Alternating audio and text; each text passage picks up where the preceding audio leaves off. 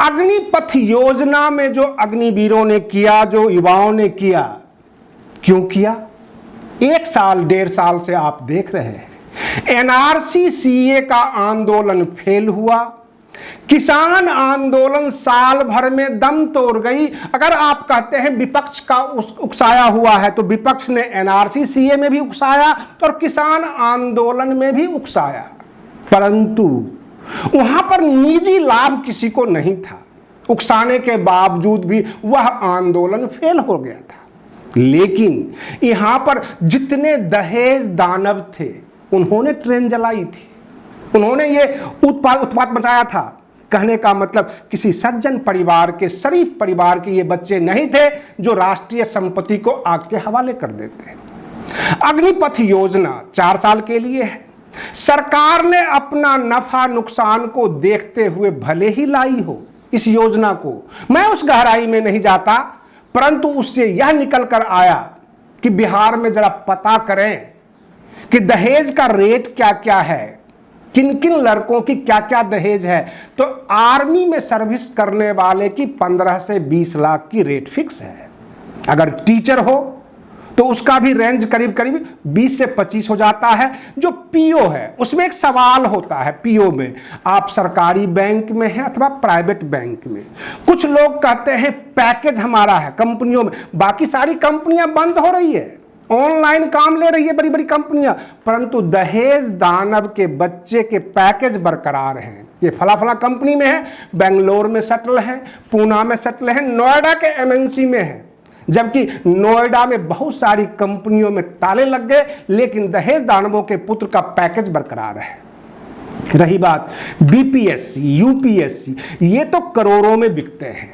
ऐसी हालात बिहार की है। शादियों का सीजन है, ऊपर से अग्निपथ योजना सरकार की, और यह दोनों मिलकर किसी सीता की अग्नि परीक्षा से कम नहीं है।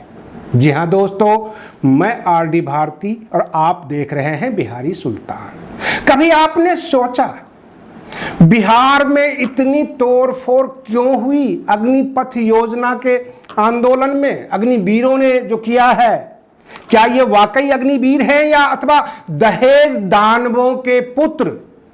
जी हां दोस्तों, मैं इस वीडियो के माध्यम से बहुत कुछ जमीनी सच्चाई जो बिहार की है, पूर्वांचल की है, वह मैं आपको बताने की कोशिश कर रहा हूं। आर्मी में सीधी भर्ती होती थी। 3-4 साल जो कैंडिडेट होता था उसके पिता अपने पुत्र के लिए तोल मोल करते थे।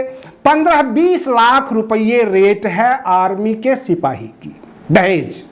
जब उसकी शादी होती है 15-20 लाख रुपये वहां से मिल जाना था। उसके बाद वेतन, सारी अलाउंसेज, फिर बाद में पेंशन, और लोग 15-20 लाख रुपये दहेज बड़ी खुशी खुशी इसलिए देते थे ताकि पेंशन है, हमारी बेटी का फ्यूचर जो है काफी सिक्योर है। यह सोचकर हर पिता अपनी घर जमीन बेचकर इन दहेज दानवों को देते थे। दहेज लेना अपराध है, लेकिन यह किताबी बातें हैं।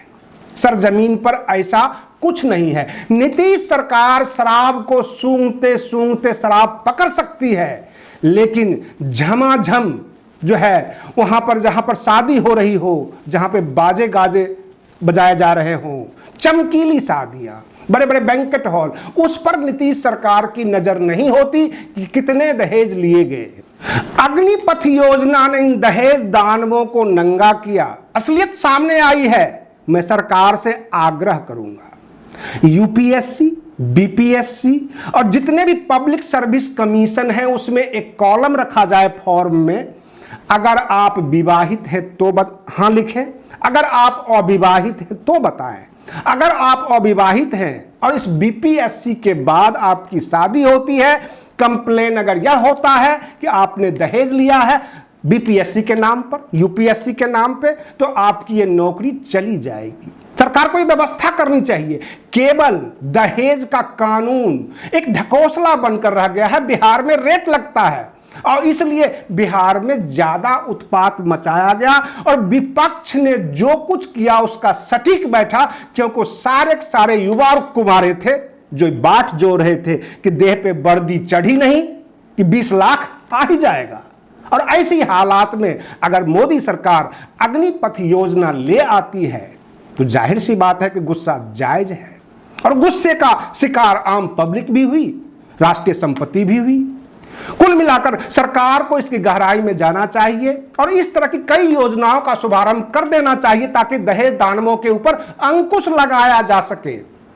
आप बने रहिए बिहारी सुल्तान चैनल पर। हम फिर मिलते हैं अगले वीडियो में, तब तक के लिए धन्यवाद।